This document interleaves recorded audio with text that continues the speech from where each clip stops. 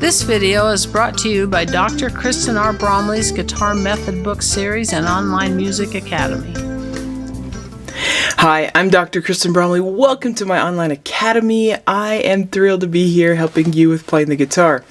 In this Guitar 101 mini course, I am going over how we play Christmas music. I love this time of year, and one of the things that makes Christmas time so magical for me is playing and singing Christmas songs. So, there are 30 episodes in this mini course. Each one has a short lesson that goes over playing a Christmas song. So this particular episode is on Angels We Have Heard on High.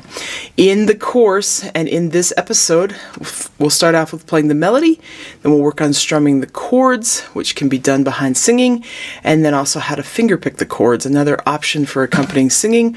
And both of those strumming and fingerpicking options would also work if you wanted to jam with a friend and somebody play the melody and somebody play the chords. So it can be done as an instrumental, or it can be done accompanying the vocal. So we'll go ahead and dive in. Now you're going to want to download the sheet music. There's a description below for a copy from the Kristen R. Bromley Music art version there. It's in PDF format, so you can just download that, and then you'll have what I'm working off, and you can play right along with me, or you can see me demonstrate it and then pause and work on it yourself. So we'll start off with playing the melody. So the melody is written there on the sheet music, both in standard music notation and in tablature. If you need help with how to read tablature, then you can check out my quick answer video on that. If you want help with how to read standard music notation, there's a quick answer video that goes over that as well. There's also method books in my method book series that go over how to read tablature, how to do note reading, and they take you through from zero to playing really proficiently, and so as a method series. And those books also come with video lessons that are really interactive and in-depth. There's also the Guitar 101 course, the full 2-semester course with lengthy lessons that goes over note reading and tablature and playing chords. So lots of resources in the academy, easy to figure out how to do. If you don't know how to, you can jump over. Probably the quickest thing at the moment, if you want to play these along with me in this course and you don't know how to read tablature or note reading, is to jump to the quick answer videos, and then you can start working on that, especially with tablature. That would be the first place or the easiest place to go first, unless you're already familiar with note reading. So it's written there. It's written in simple format, so rhythmically speaking, if you wanted to change up the rhythm, you can. You could play it intuitively, but it should sort of have a basic rhythm written there for this. And so I'm going to go ahead and play it, and both the tablature and the standard music notation have the same exact melody. So the tablature is just helping with how to really play what's written in the standard music notation.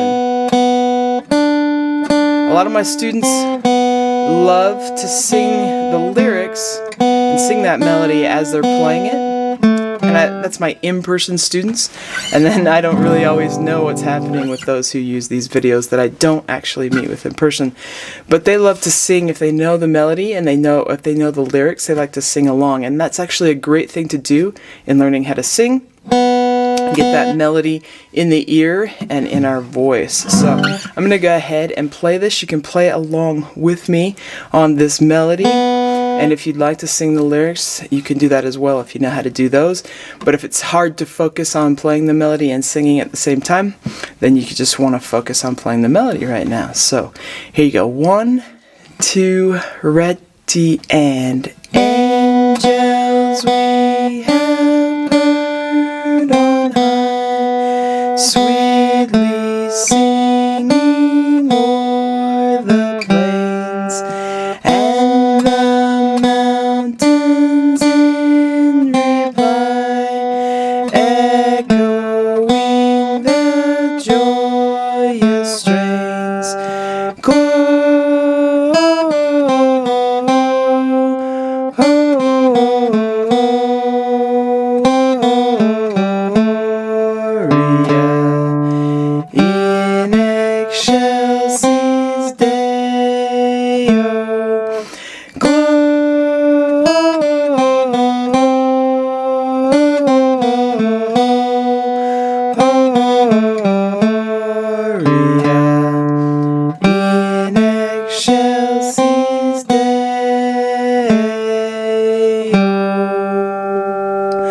So you can play that melody.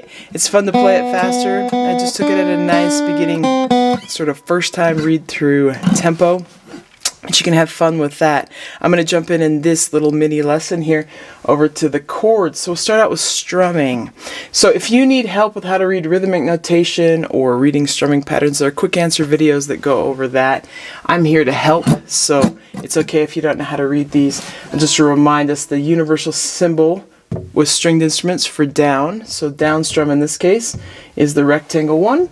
And then the V is like an up. And we have a quarter note followed by 6/8 notes there, and then it's in 4/4 time. And so this is a great strumming pattern for 4/4 time. This one works especially well with this song. This goes down, down, up, down, up, down, up, 1, 2, up, 3, up, 4, up, 1, 2, up, 3, up, 4, up. And I'm kind of swinging those eighth notes a little bit. What I mean by that is that the eighth notes on the offbeat are coming in not directly halfway through the beat, but a little bit further back into it. And so that can be kind of a nice way to relax the rhythm a little bit. It can be done with the even eighths as well. It's just kind of up to you and what you want to do. Depends on the tempo for me, but we'll take it a little bit. Start it there. Now with this one, there's a lot of places where we have 2 chords per measure. So we start out with G. We got D7 and G in the same measure. So when we have 2 chords per measure, the first half of the strumming pattern, down, down, up, will go for the first chord, and down, up will go on the second chord. So that's starting. We're gonna have D7.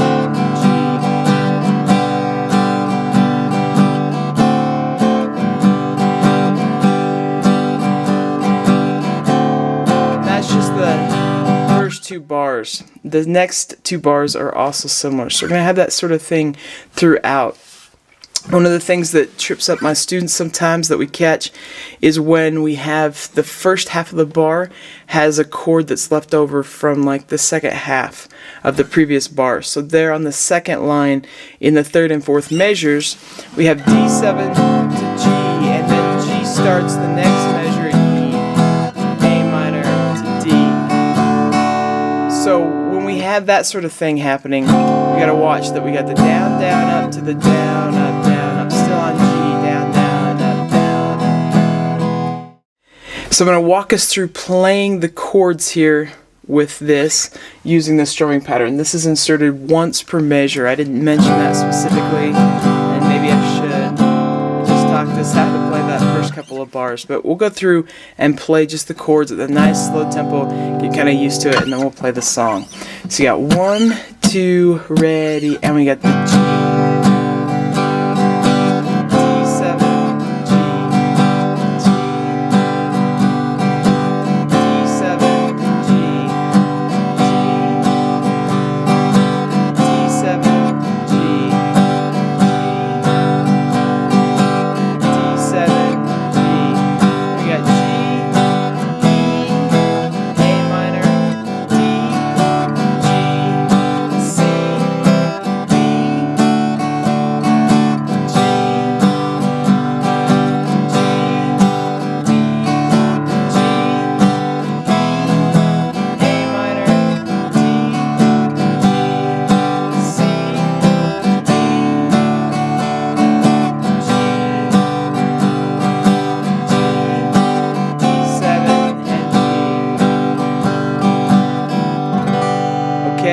Now if you need help with how to play any of those chords, if you don't know how to, there are quick answer episodes that go over playing most of the types of chords that we play on the guitar. So if there's a chord you don't know, there's a quick answer video that'll walk you through that. I'm going to just go ahead, assuming we know the chords or that you will look them up. Okay, we're going to go ahead and play this one and singing it. Now there's 3 verses, we can do all verses. I'm going to take it a little bit faster as we go through here. Angels. So you got 1, 2, ready, and angels we have heard on high, sweetly singing o'er the plains and the mountains in reply, echoing their joyous strain.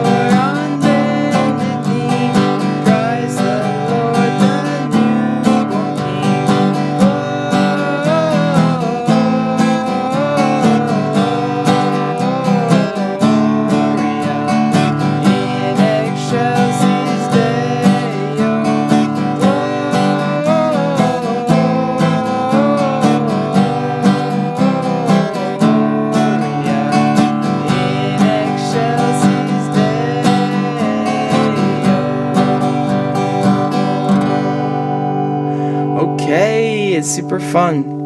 Now, if you like instrumental music, I should mention I have an album out that's all instrumental guitar music for this Christmas music, and Angels We Have Heard on High is one of the ones that's there. Silent Night, it's available in CD format on Amazon, but it's also available on most digital purchasing and digital streaming platforms. So, if you like to hear guitar music, Silent Night, Kristen R. Bromley. It's a fun arrangement of that one on that album. Okay, so we'll take a look at finger picking though. So we can use finger picking when playing this. I'll also say if singing in this key doesn't work for you, I have a contralto voice, super low voice, so works for a lot of guys probably singing in this area, especially if you're like a tenor. This key may work, but some of you ladies, and maybe some of you guys want it in a different key, and you can use a capo. If you put a capo on fret 3, for example, you get it in a different key. You can play the same stuff using a capo. If you don't know how to use a capo, there's a quick answer video on that, so you can help with that. We'll look at the finger picking now. Now, if you haven't done finger picking before, you'll want to check out my quick answer videos on how to do finger picking, because I'm not going to go over that in great detail here either, but I've got a finger picking pattern that will work great. So it's written with that same rhythmic notation. We're going to insert this pattern one time per measure, sort of. This one has a lot of places where we have 2 chords per bar, so I'll explain how we're handling that. The letters sit above tell us which finger to use in plucking that rhythmic value. So P equals thumb, I index, M middle, A ring. So that's a little review there, or an explanation if you're not familiar with it. But these letters come from Spanish, Italian. The guitar was sort of born in Italy and Spain, and so we've got these letters that match the Italian and Spanish words for our fingers. So T for thumb, I for index, M for middle, and A for ring, and then pinky just moves with that ring finger. We're going to assign these fingers to the strings. Our thumb will play the bass note of the chord, and that's going to be on strings 4, 5, or 6, so the low bass strings. Index is going to always pluck the G string or the 3rd string. Middle is going to always pluck the 2nd string or the B string, and ring is going to always pluck that high string or the E string. So with this pattern, this is a great one. We can go P, I, M, I, A, M, I, A for this song. So that's thumb, index, middle, index, ring, middle, index, ring. P, I, M, I, A, M, I, A. Thumb, index, middle, index, ring, middle, index, ring. P, I, just getting that going on an E minor chord is nice because you don't have to worry about the left hand. So I'm plucking the low 6th string with my bass, or my thumb I should say. So we start with the lowest note of the chord. I'm going to get that going on E minor, and then we'll apply it to the strings.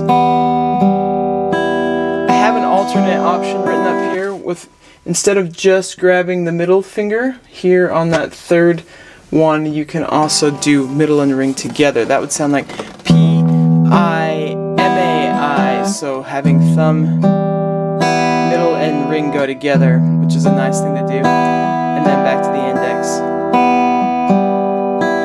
Thumb, index, middle, and ring, index, ring, middle, index, ring.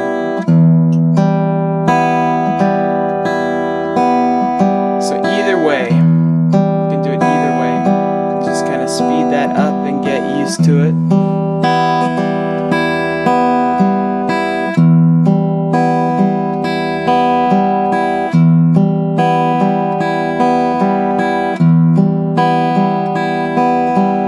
So if I start off with G, just to go over the bass notes, I'm going to be plucking the low 6th string with my thumb, and then the other fingers stay the same. For D7, I'm going to be plucking the 4th string, the open D string with my thumb. The other fingers are the same.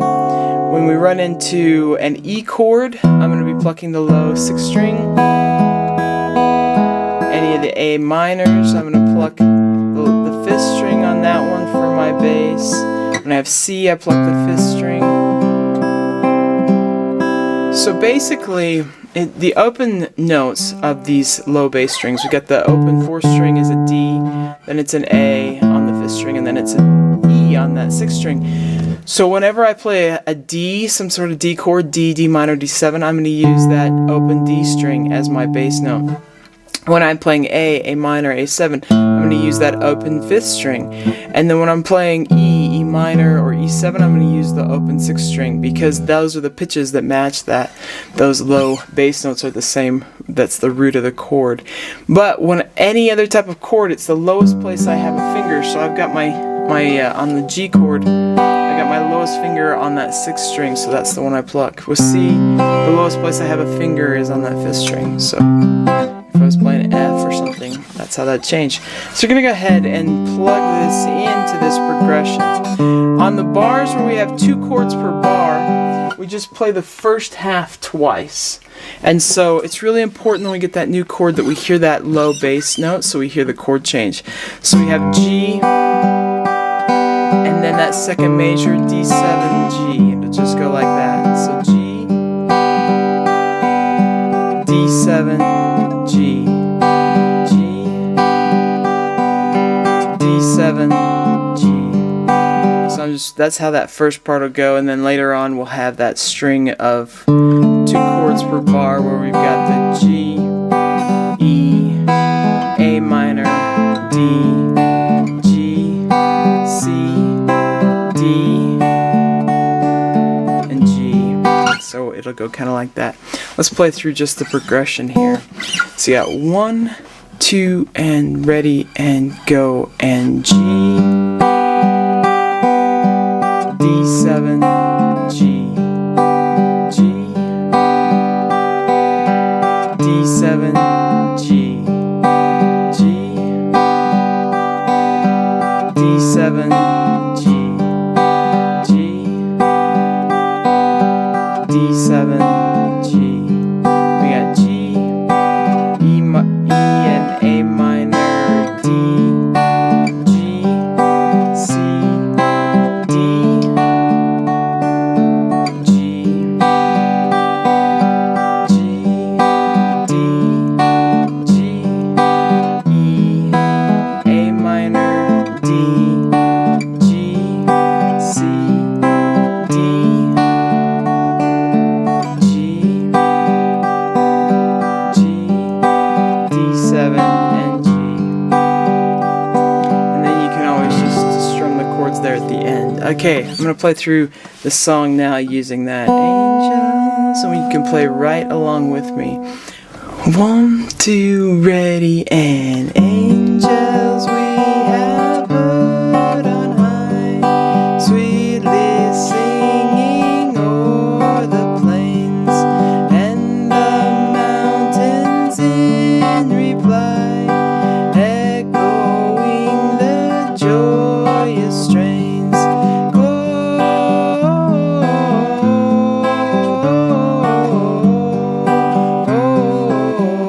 Gloria in excelsis Deo.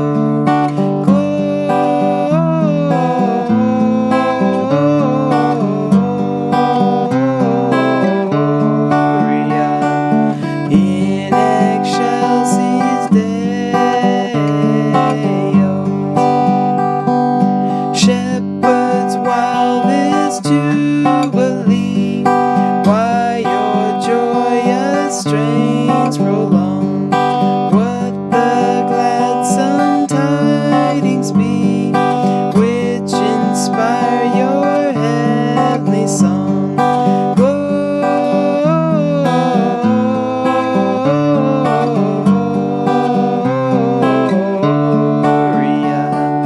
in excelsis Deo.